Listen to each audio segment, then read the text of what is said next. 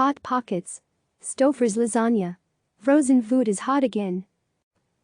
San Francisco pantry loading has extended into freezer stuffing in the pandemic, and that means frozen food items like Stouffer's Lasanga, Hot Pockets and Marie Callender's pies are flying off shelves. Americans shelled out $15.5 billion in the frozen food aisles during the 11 weeks that ended on May 16, 2020, a 40.2% increase from the comparable year-ago period, according to Nielsen data. It's good news for a category that has seen a big revamp in recent years as consumers shunned comfort foods for options they perceived as healthier and fresher. As a result, the TV dinner has evolved significantly from its compartmentalized, nuke-friendly roots. Joining the plates of Salisbury steaks partitioned from peas and carrots and mashed potatoes are cauliflower-dough pizzas, broccoli chia cakes, and sous vide egg white bites. The current shopping environment could very well prove out how much shoppers will branch out from sentimental favorites and stick with the revamped offerings post-pandemic. It's a robust category that is getting the biggest trial event in its history, John Carmichael, president of Nestle Food Division, told CNN Business. As a result of restaurant closures and subsequent stay-at-home measures, about 10% more of total meals have shifted to the home, according to the NPD Group. People have been buying so much frozen food that they needed more places to stash the items. In early April, freezer sales rocketed up 195% from the same period last year, Nielsen data show. The attention is welcome for a company like Nestle, which has been trying to woo millennials who are now moving into homes and starting their own families, as well as people seeking out healthy yet convenient options.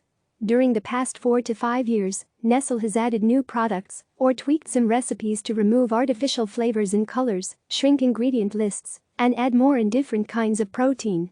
When the crisis first started, people craved comfort and familiarity, Carmichael said, noting products such as Stouffer's, Hot Pockets and DiGiorno saw spikes in sales.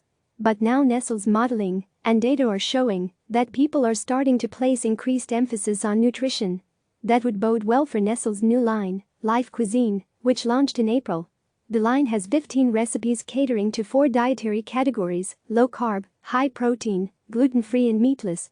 Life Cuisine is well positioned for when consumers come out of this nesting phase and are looking for variety, Carmichael said. But maintaining consumer loyalty post-pandemic, when people have more options, could be a challenge.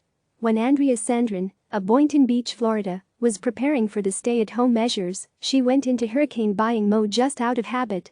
Then I realized that I could in fact buy frozen food and expect it to last, Sandrin, 48, told CNN Business. Her family has been buying products like frozen pizzas and ice cream, but she doesn't anticipate those purchasing trends to continue. We don't tend to eat a lot of frozen foods, she said, adding that she's more likely to prepare foods than freeze them.